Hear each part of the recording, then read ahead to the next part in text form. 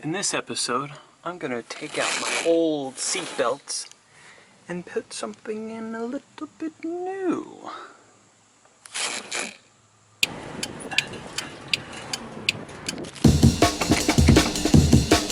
Started filming.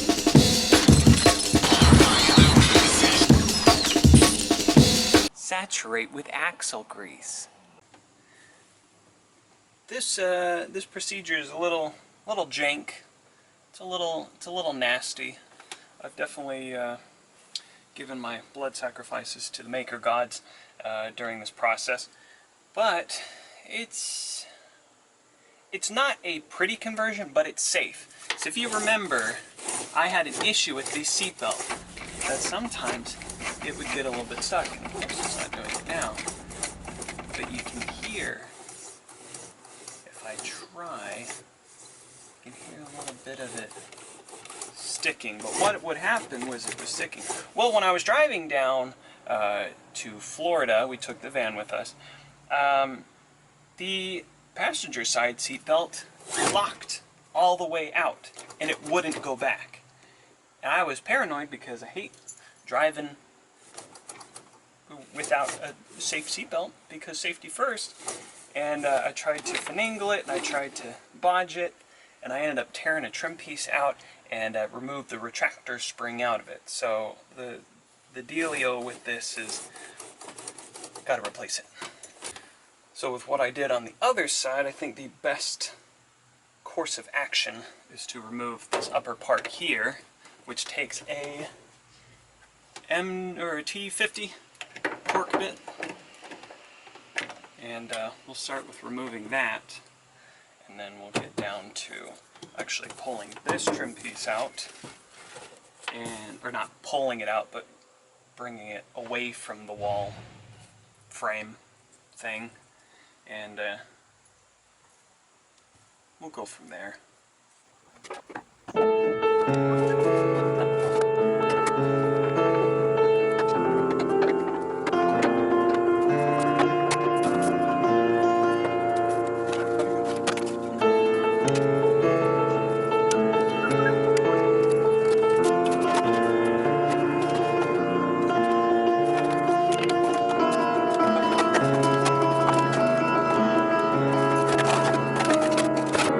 Anyway, if you were doing like a van, a camper conversion, it probably wouldn't be that bad to mar this up. Now, one of the reasons why this broke like it did, see that break in the bottom, is because this little circular access point, it's the funniest thing, but they riveted it to the seatbelt block itself. So that's why this broke out like it did, because it's riveted to the seatbelt block. Now, ways to mitigate that is to undo, and that's what the circle thing's here for, undo the seatbelt, pull it all out.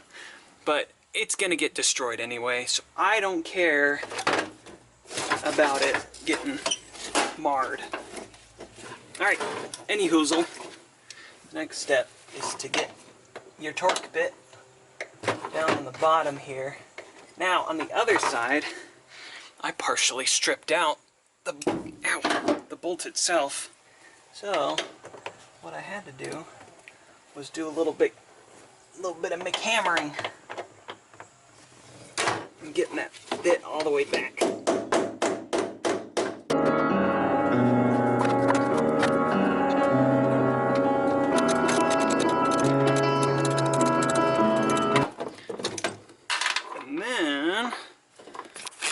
Zoom up on this camera guy. This little T-slot here is what holds on to that. Now you're rocking and rolling. We don't need that sensor anymore. But who knows what that'll do with the whole shebang. But that's it. That's your seatbelt right there. Easy as that. Now, the process to make the new seatbelt work, because, and let me get things all set up and cut. So the seatbelt that I've chosen is the just standard retractor, and then remove this. But I've gone with the airline belt, more stylish, and it's got double bite spots, or whatever the scientific term is for that. This one does is this mounts on the frame, this mounts on the frame, but in a different spot. And this has to stay upright, because if it's not perpendicular to the ground, it will lock. But you have it perpendicular, it doesn't lock. Fancy as that. Well, the existing way that it is set up, this is your seatbelt bundle. So this mounts the frame, and there's only one bolt spot, which would be fine and dandy for this bottom one, but where do you mount this at? So what I came up with was to, excuse me. So what I came up with was to use this.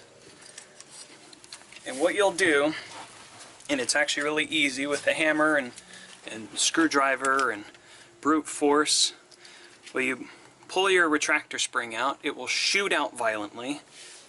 Same with that one there. Be careful, because it is very violent, as I discovered on the road on the way to Georgia, trying to fix the passenger side one. It's really quick little qualm here.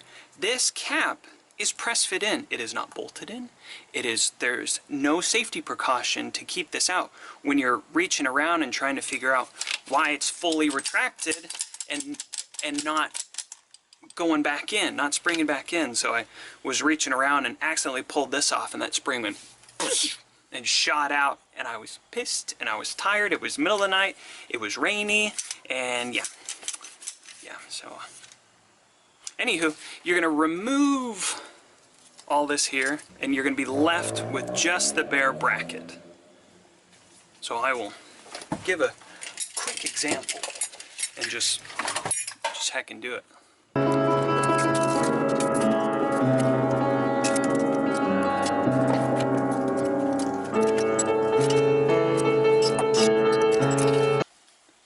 What did that take me, like 2 minutes? You should be left with this. And if you're not left with this, then, do you have a Chevy Astro?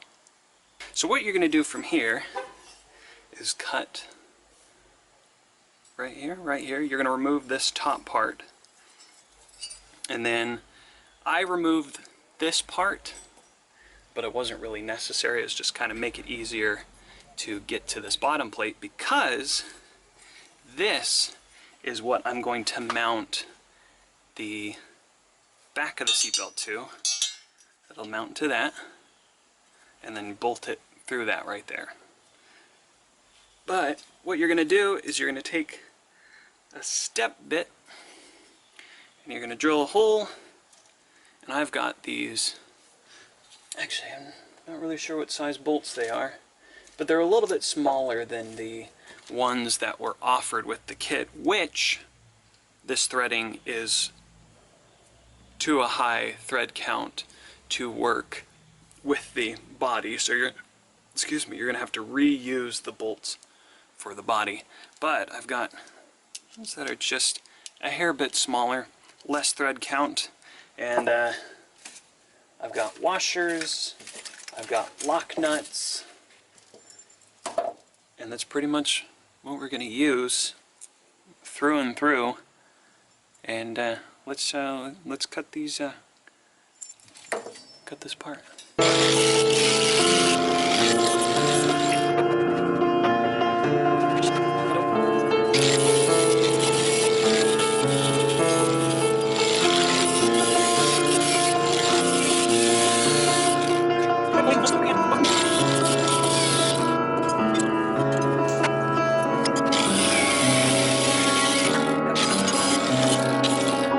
So now you should be left with this. Oh. So what you're gonna do is you're going to drill a hole here with your step bit. You see that little mark that I left there? That's approximately the area you want it to be. And then the retractor, it'll mount on there like so, and then you'll run your bolt through the back. You might be saying, how are you going to run a bolt from the back with it sticking out like so? Well, if you see here, you see where that T is? That fits just right that when you put this in place, it will pinch the bracket forward, and you'll use that bolt and it'll hold it against the frame, which I think is plenty safe. Anywho, we are going to drill that hole, and I'll be right back because it doesn't need to be filmed because it's drilling a hole, and what fun is that? And that's a hole. Leave it right there. So now you got your bolt pinch of the back, and like I talked about, sticking out a bit.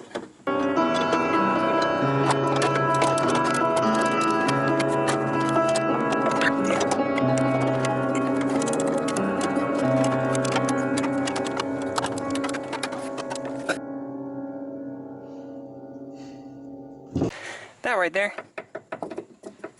that ain't going nowhere. So what we're going to do next, now it's very important to make sure this is upright as can be.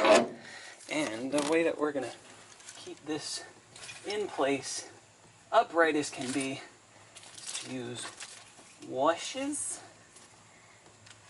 and a lock nut, or not a lock nut, lock washer. Put this here, got your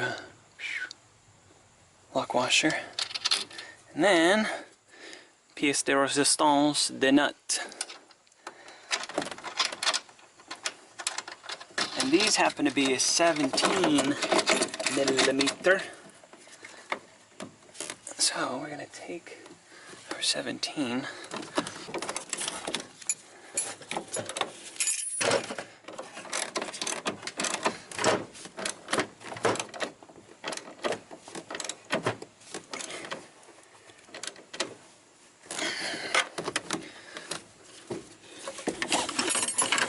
Now the one issue I encountered on the other side is this thing right here catches this, and if you pull it too fast to try to get it past this, it will treat it as a hard stop and lock in place. So I've considered removing that, but then it would retract all the way back in, and who knows what kind of wear and tear that would cause, and blah, blah, blah, blah, blah, blah, blah. But there we go. Now it's mounted on the lower. Now up here, I'm going to take this, and this actually came with the bolt in, which we are going to remove.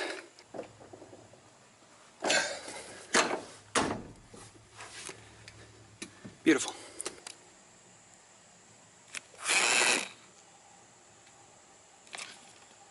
Now for the bottom, we're going to have bolt with the washer. Put it from beneath. This on top. Washer on top. Lock washer on top of that. Then bolts. The tippy top. And you're heckin' locked. And you could pull on this all day long, and it's pretty heckin' sturdy. The next part is this. How do we replace this with this?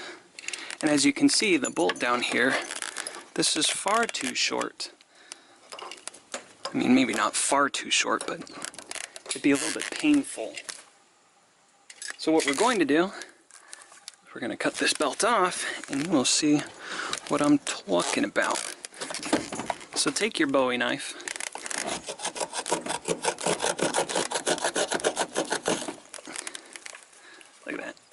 Easy as that. Alright, you're going to take this off. Plastic bit, I don't know the purpose of it.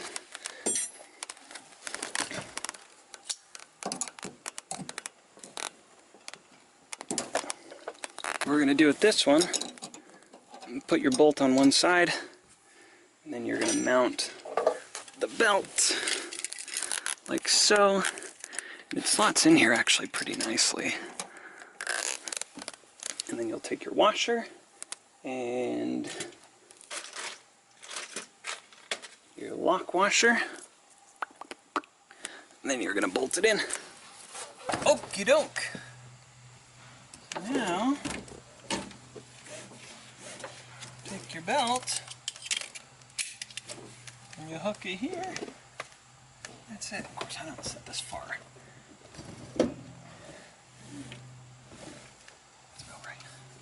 But you've got good belt placement. You can rotate a bit. I did, because the camera overheated, turned off, went underneath the van and tightened the bolt that was attached to, but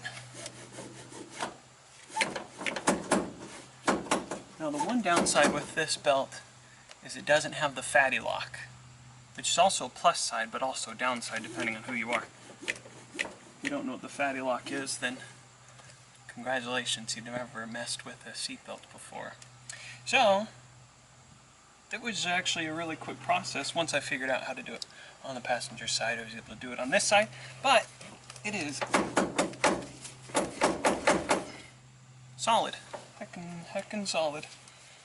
And like I said, I'm not going 100 miles an hour in this. If I were, I'd put a 5-point harness in this, I'd have racing seats, the steering wheel would be completely different, and I'd probably have a manual transmission in it, which none of those things apply because I'm not going fast, I'm not driving dangerously. So this is a nice, safe alternative that when you pull it out, it doesn't lock into place where you can't unlock it and it's stuck like this and hanging down and it's super dangerous. But this, it's freaking golden, guy. So you undo it and it retracts just fine. Now what I'd like to do eventually is to sew a little loop on this so it can just, excuse me, can you move your hood?